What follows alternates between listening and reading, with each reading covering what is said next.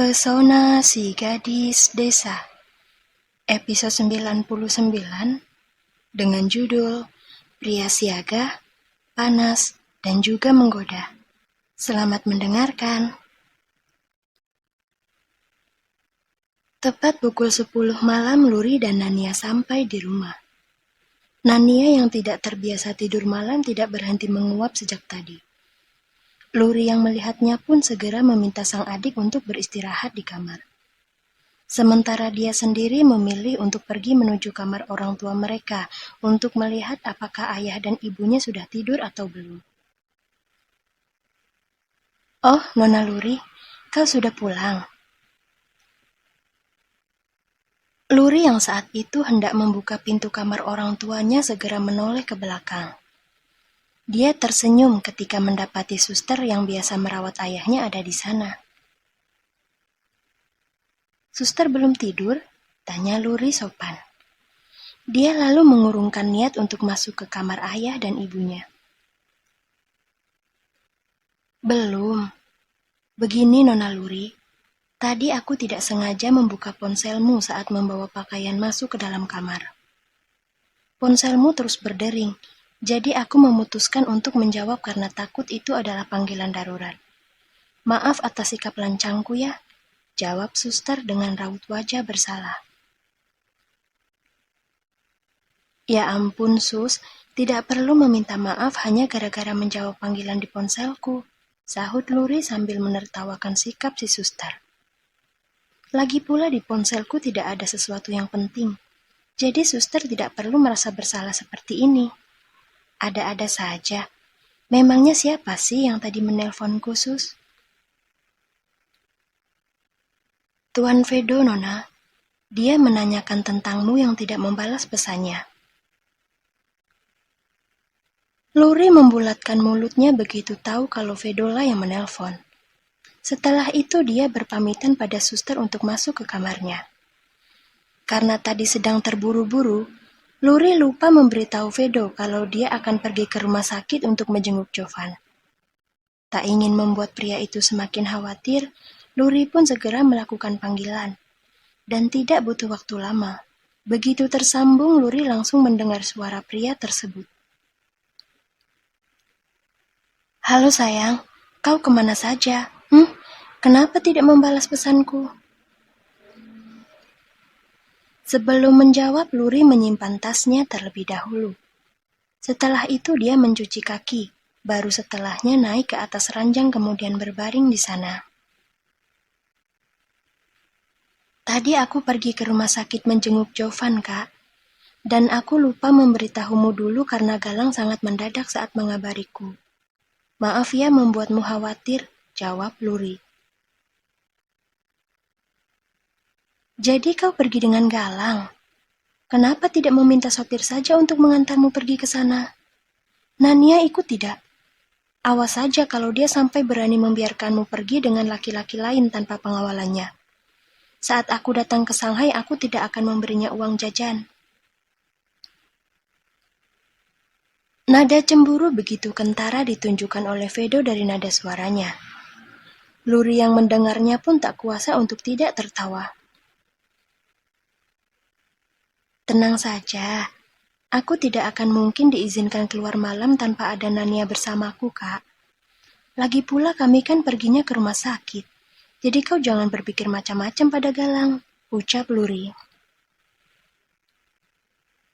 Tetap saja yang pergi bersamamu itu Galang, sayang. Kau tahu kan kalau aku sangat tidak suka padanya? Iya, aku tahu. Ya sudah, jangan bahas dia lagi. Nanti moodmu rusak karenanya. Ngomong-ngomong, kau sedang di mana, Kak? Aku seperti mendengar banyak suara mobil di sana. Tanya Luri penasaran. Dari dalam telepon memang terdengar suara yang lumayan bising. Sepertinya Vedo sedang tidak ada di rumah sekarang. Tapi di mana? Ini kan sudah malam. Tidak mungkin Vedo baru pulang kerja, kan? Oh, sekarang aku sedang berada di parkiran hotel, sayang. Salah satu kolegaku ada yang baru datang ke Jepang. Dan sebagai rekan bisnis yang baik tentu saja aku harus menyambutnya, bukan? Jangan cemburu, kolegaku itu laki-laki. Kau tidak perlu cemas. Luri tersenyum saat Vedo memberikan penjelasan tanpa harus dia banyak bertanya lebih dulu. Kejujuran pria ini semakin membuat Luri yakin akan perasaannya. Tak ingin ketahuan kalau dia sedang bahagia, Luri pun mengalihkan pembicaraan ke hal yang lain. Kau sudah makan malam belum, Kak? Kalau belum, makanlah dulu. Tidak baik membiarkan lambungmu kosong terlalu lama. Nanti kau sakit. Perhatian sekali gadisku ini. Sebelum kemari aku sudah makan malam terlebih dahulu. Tenang saja, aku tidak akan membiarkan lambungku sakit yang akan membuatmu menjadi cemas. Aku ini kan pria siaga, panas, dan juga menggoda. Jadi aku tidak akan membiarkan bagian tubuhku ada yang terluka. Calon kekasihmu ini sangat keren, bukan? Hehehe. Sungguh, kenarsisan pria Jepang ini sangat tidak ada lawan. Luri kembali melanjutkan obrolan dengan Vedo yang tidak berhenti menggodanya. Cukup lama keduanya mengobrol sebelum akhirnya Luri mengakhiri percakapan karena malam yang semakin larut. Tidak apa-apa kan, Kak, kalau aku matikan teleponnya? Mataku sudah sangat mengantuk sekarang, dan besok aku harus bangun lebih awal karena ada piket kelas, ucap Luri sambil menutup mulutnya yang ingin menguap. Matikan saja sayang, tidak apa-apa. Aku tahu kau butuh istirahat setelah beraktivitas seharian. Ya sudah sana, tidurlah. Jangan lupa mimpi indah ya sayang. Panggilan terputus setelah Luri mendapat sebuah ciuman jarak jauh dari Vedo. Sambil menepuk pipinya yang merona, Luri turun dari ranjang kemudian masuk ke kamar mandi. Dia perlu membersihkan badan sebelum tidur. Sementara itu di Jepang, Vedo yang tadi terlihat bahagia saat mengobrol dengan Luri langsung berubah dingin ketika akan keluar dari dalam mobil.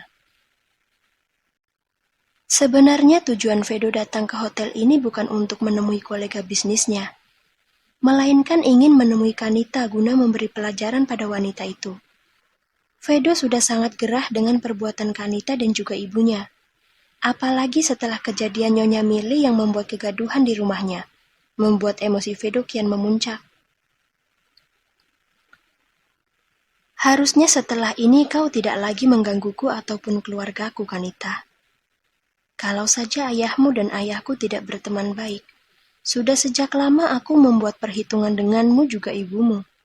Tapi sayang, sikap netral ayahmu membuatku bersabar sampai detik ini. Ingat, Kanita, hanya sampai detik ini.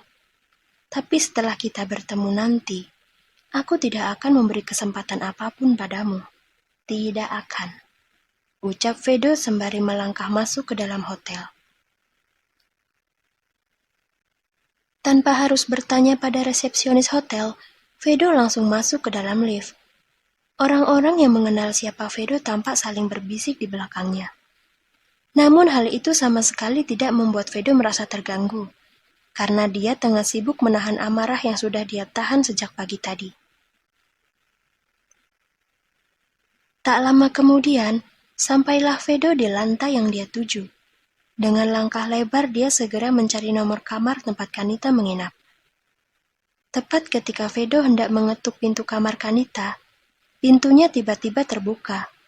Pandangan Vedo beradu dengan pandangan Nyonya Mili yang langsung melayangkan tatapan sengit ke arahnya. Oh, kau rupanya. Ada urusan apa kau datang kemari, hah? Dasar tidak tahu malu. Tidak anak, tidak ibu. Kalian sama-sama berharga diri rendah. Menjijikkan. Mili sangat kaget saat Vedo tiba-tiba mencekik lehernya dengan sangat kuat. Dia lalu menepuk-nepuk tangan Vedo karena kesulitan bernafas. Jangan kira aku tidak berani untuk membunuhmu, Nyonya Mili. Beraninya kau menghina ibuku. Kau ingin mati ya? Hah? Amuk Vedo kemudian dengan kasar menarik ibunya Kanita masuk ke dalam kamar.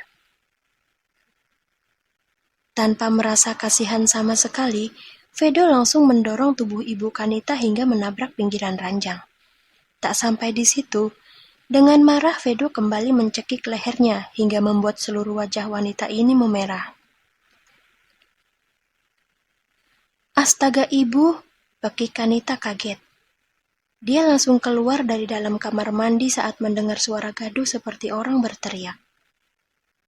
Siapa kau? Lepaskan ibuku. Kau, Vedo? Ya, ini aku. Kenapa? Kau mau apa kalau aku tidak mau melepaskan ibumu, ha? Tanya Vedo tanpa melepaskan cekikan tangannya. Kanita bingung. Jujur saja dia sangat takut sekarang. Raut wajah yang ditunjukkan oleh Vedo sama persis dengan yang Kanita lihat ketika Vedo hampir membunuhnya saat berkunjung di perusahaannya waktu itu. Namun melihat ibunya yang hampir mati membuat Kanita menjadi tidak tega. Dia dengan hati-hati mencoba membujuk Vedo. Kanita tidak mau ibunya mati di tangan pria yang sangat dia cintai. Ved, tolong tenang dulu. Lepaskan ibuku. Kita bisa bicara baik-baik. Oke? Bujuk Kanita sambil menelan ludah. Usir wanita brengsek ini sekarang juga. Aku ingin bicara denganmu. Sahut Vedo kemudian melepaskan cekikan di leher ibu Kanita. Dia lalu berjalan ke arah jendela sambil mengendurkan dasi di lehernya. Milly langsung terbatuk-batuk sambil memegangi lehernya yang terasa sangat sakit. Sungguh, dia tidak menyangka kalau Vedo akan seberani ini menyerangnya. Ibu baik-baik saja? Tanya Kanita cemas sambil membantu ibunya berdiri. Ibu akan melaporkan bajingan itu ke kantor polisi. Berani-beraninya dia menyerang ibu seperti ini. Ibu tidak terima, Kanita. Jawab Milly dengan nafas terengah-engah. Laporkan saja kalau ibu ingin mati di tangan Vedo. Dia sedang sangat marah, Bu. Tolong jangan menambah masalah. Sekarang lebih baik ibu pulang dan tunggu kabar dariku. Aku mohon, Bu. Bisik Kanita penuh harap. Dia sadar betul kalau keselamatan ibunya akan sangat terancam jika benar-benar melaporkan Vedo ke kantor polisi. Meski tak rela, Milly akhirnya memilih untuk mengikuti apa kata Kanita. Dia juga masih sedikit trauma kalau Vedo akan kembali menyerangnya jika dia sampai bertindak gegabah. Sambil menahan sakit, Milly berjalan keluar dari kamar hotel, membiarkan putri semata wayangnya tetap berada di sana bersama pria yang telah membuatnya jadi seperti ini.